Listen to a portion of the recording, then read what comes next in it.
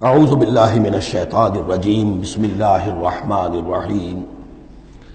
یہ آیت جب آ رہی ہے یہ بہت ہی مشہور آیت ہے، جمعے کے خطبے میں ہوتی ہے، بہت جامع آیت ہے۔ ان اللہ یامر بالعدل والاحسان وایتاء ذی القربى وینہی عن الفحشاء والمنکر والبغی یعظکم لعلکم تذکرون۔ یقیناً اللہ تمہیں حکم دیتا ہے لوگوں، سب سے پہلے عدل، انصاف۔ عدل سے اوپر کی ایک شے ہے احسان۔ عدل تو یہ ہے کہ جس کا جو اس کا حصہ تھا وہ آپ نے دے دیا، احسان یہ ہے کہ مزید اپنی طرف سے کچھ اور دے دیجیے، یہ احسان ہے۔ اللہ تعالیٰ محسنین کو پسند کرتا ہے۔ اور ذی القربیٰ، ایتاء ذی القربیٰ، اپنے قرابت داروں کا حق ادا کرنا، ان سے حسن سلوک، صلہ رحمی کرنا، یہ تین چیزیں ہیں کہ جس پر گویا کہ ایک اچھے معاشرے کی بنیاد ہے، یہ مثبت چیزیں ہیں۔ گویا کہ امر بالمعروف نہی عن المنکر جو ہے تو اللہ تعالیٰ تو ان تین چیزوں کا حکم دیتا ہے، اور وہ تین منکرات کیا ہے جسے روکتا ہے؟ وَيَنْهَى عَنِ الْفَحْشَاءِ وَالْمُنْكَرِ وَالْبَغْيِ، روکتا ہے ایک تو بے حیائی کے کاموں سے۔ یہ ایک پردہ ہے، حیا جو ہے انسان کے اندر ایک بڑی قیمتی شے ہے۔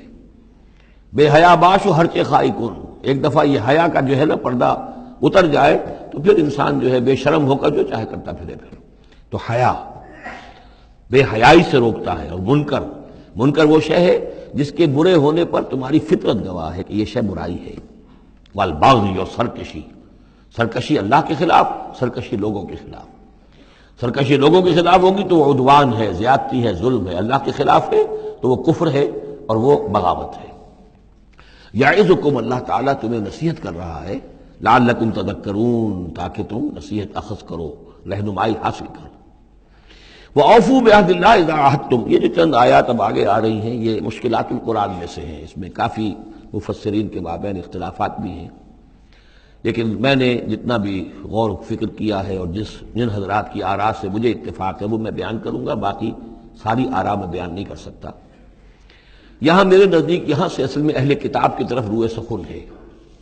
میں آپ کو بتا چکا ہوں کہ مکی صورتوں میں اہل کتاب سے براہ راست خطاب نہیں ہے، یا بنی اسرائیل یا اہل الکتاب نہیں ملے گا، لیکن سورہ انعام ہی سے بات شروع ہو گئی تھی، کچھ نہ کچھ ان کی طرف روئے سخن ہے، اشارے ہیں، اس لیے کہ یہ دور ایسا تھا کہ جس میں مدینے میں خبریں پہنچ چکی تھی، محمد رسول اللہ صلی اللہ علیہ وسلم نے نبوت کا دعویٰ کیا ہے، اہل کتاب کے کان بھی کھڑے ہو چکے تھے، ان میں سے کچھ لوگ تھے پہچان بھی چکے تھے، اور وہ یہ کہ گویا کہ منتظر بھی ہوں گے کہ اب ہم ان کی تصدیق کریں گے، ذرا اور دیکھ لیں، ذرا اور ان کے بارے میں صحیح معلومات ہمیں حاصل ہو جائیں۔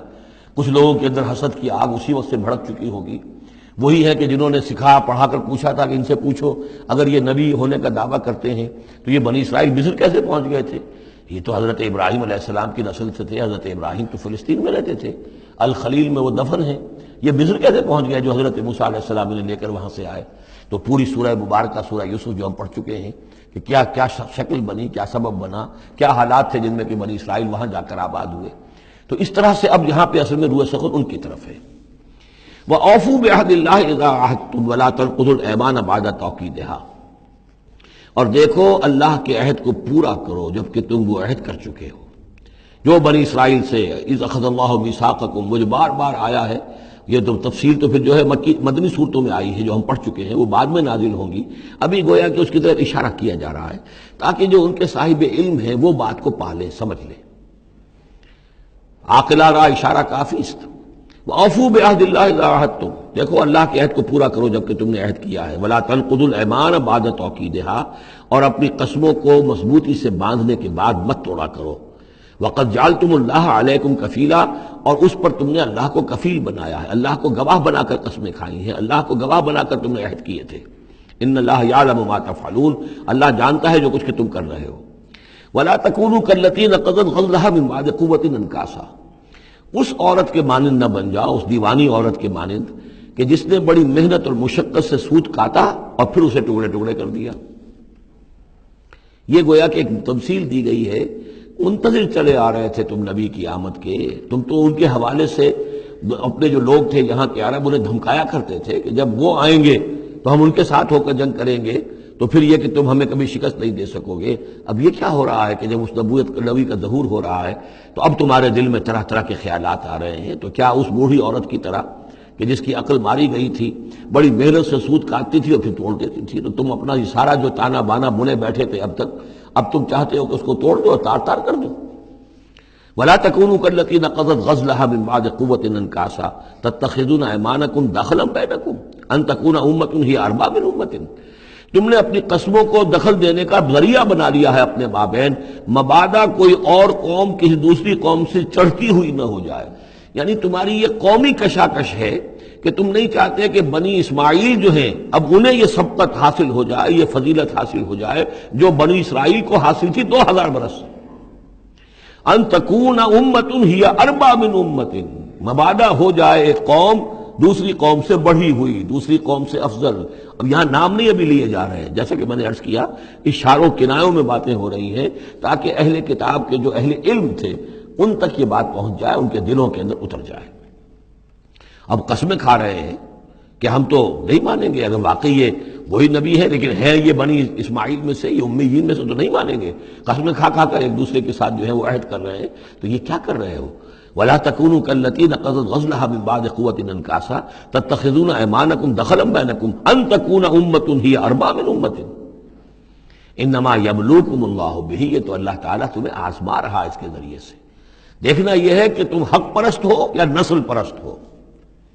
اگر تو نسل پرست ہو تو پھر اللہ سے تمہارا کوئی تعلق نہیں، اگر حق پرست ہے تو اللہ تعالیٰ نے اگر تمہاری نسل کے اندر رکھا ہوا تھا اب کسی اور نسل میں رکھ دیا ہے، اور پھر یہ کہ وہ اتنی دور کی نسل بھی نہیں، ابراہیم ہی کی نسل سے ہے۔ تمہارے جد امجد جو ابراہیم ہے انہی کی ایک شاخ تم ہو، تو انہی کی ایک شاخ جو ہے وہ محمد رسول اللہ کی قوم ہے، تو ان کو ہم نے چن لیا ہے۔ ان تکون امۃ ہی اربا من امۃ، اسی میں تم اسی جو ہے بغیم بینہم کے حوالے سے اب تم جو ہے اس آزمائش میں ناکام ہو رہے ہو۔ انما یبلوکم اللہ بہ، یہ تو اللہ تمہاری آزمائش کر رہا ہے۔ وَلَيُبَيِّنَنَّ لَكُمْ يَوْمَ الْقِيَامَةِ مَا كُنتُمْ فِيهِ تَخْتَلِفُونَ، اور پھر اللہ تعالیٰ لازماً ظاہر کر دے گا تمہارے لیے قیامت کے دن جو کچھ کہ تم جس میں اختلاف تم نے کیا تھا۔ وَلَوْ شَاءَ اللَّهُ لَجَعَلَكُمْ أُمَّةً وَاحِدَةً، اللہ چاہتا تمہیں ایک ہی امت بنا دیتا، یہ تفریقی نہ ہوتی کہ ایک امت کو ہٹا کر دوسری امت کو ہم لے آئے، ایک امت کو ہم معزول کر رہے ہیں دوسری امت کو لا رہے ہیں۔ ہم چاہتے یہ بھی کر سکتے تھے، تمہارے ہی اندر جو ہے ایک اور نشت ثانیہ ہو جاتی، نشت ثالثہ ہو جاتی۔ ایک نشت ثانیہ تو ہو چکی تھی، ایک مرتبہ نیبوکدنضر کے ہاتھوں برباد ہوئے ہیکل سلیمانی تباہ ہو گیا تھا، پھر حضرت عزیر علیہ السلام کی دعوت توبہ اور اصلاح کے ذریعے سے تمہارے اندر دوبارہ ایک زندگی پیدا ہو گئی، تمہیں پھر ایک اور عروج ہوا، اب کر سکتے تھے یہ۔ اب پھر تیسری مرتبہ پھر تمہارے اندر ہی کوئی دعوت اچھی اٹھتی، تمہارے اندر ہی اب کوئی نبی بھیج دیتے، وہ تمہارے اندر سے پھر جو ہے اصلاح کی ایک تحریک اٹھاتا، اور پھر تم سیدھے راستے پر آتے اور اللہ تعالیٰ تم پر رحم فرما دیتا اور قرآن بھی تمہیں کو دے دیتا۔ اللہ کر سکتا تھا۔ لو شاء اللہ لجعلکم امۃ واحدۃ ولکن یضل من یشاء ویہدی من یشاء، لیکن اللہ تعالیٰ کا فیصلہ یہی ہے، وہ ہدایت دیتا ہے جو چاہتا ہے، اور وہ ہدایت اور گمراہ کرتا ہے جس کو چاہتا ہے، اور یہ دونوں ترجمے ہوں گے۔ وہ ہدایت دیتا ہے اس کو جو ہدایت کا طالب ہے، اور گمراہ کرتا ہے اس کو جو گمراہی کا طالب ہے۔ وَلَتُسْأَلُنَّ عَمَّا كُنتُمْ تَعْمَلُونَ، اور تم سے پوچھا جائے گا، باز پرس ہوگی اب جو کچھ تم کر رہے ہو۔ تم ایک بہت بڑے امتحان سے اب دوچار ہو رہے ہو، تمہارے پاس علم ہے، تمہارے پاس کتاب ہے۔ اب وہ انداز یاد کیجئے کہ جو سورہ بقرہ کے 5ویں رکوع میں یا بنی اسرائیل اذکروا نعمتی التی انعمت علیکم واوفوا بعہدی اوف بعہدکم وایای فارہبون وآمنوا بما انزلت مصدقا لما معكم ولا تكونوا اول كافر به ولا تشتروا بآياتي ثمنا قليلا وإياي فاتقون ولا تلبسوا الحق بالباطل وتكتموا الحق وانتم تعلمون۔ وہی تو بات شروع ہوئی کہ اوفوا بعہد اللہ اذا عاہدتم، یا بنی اسرائیل اذکروا نعمتی التی انعمت علیکم واوفوا بعہدی اوف بعہدکم وإیاي فارہبون۔ یہ در حقیقت یہ آیات جو ہیں یہ تمہید ہیں گویا کہ سورہ بقرہ کے 5ویں رکوع میں جو آیات آئی ہیں ان کی۔ وَلَا تَتَّخِذُوا أَيْمَانَكُمْ دَخَلًا بَيْنَكُمْ فَتَزِلَّ قَدَمٌ بَعْدَ ثُبُوتِهَا۔ اب دیکھو اپنی قسمیں جو کھا کھا کے اب تم ایک دوسرے کے ساتھ معاہدے کر رہے ہو کہ ہم نہیں مانیں گے، نہیں مان لائیں گے، نہ ان قسموں کو تم اپنے درمیان دھوکے کا ذریعہ بناؤ کہ ایک قدم جمنے کے بعد اور پھسل جائے۔ تمہارے دل میں بات آ چکی ہے، تم پہچان چکے ہو، یعرفونہ کما یعرفون ابناہم، اب تم پھسلو گے تو ظاہر بات ہے کہ فنہارا بہ فی نار جہنم، تو پھر تو یہ کہ سیدھے سیدھے جہنم کی آگ میں گرو گے۔ وَتَذُوقُوا السُّوءَ بِمَا صَدَدتُّمْ عَنْ سَبِيلِ اللَّهِ، اور تمہیں برائی کا مزہ چکھنا پڑے، عذاب کا مزہ چکھنا پڑے بسبب اس کے کہ تم نے روکا لوگوں کو اللہ کے راستے سے۔ تمہیں تو چاہیے تھا کہ سب سے پہلے کھڑے ہو کر گواہی دیتے۔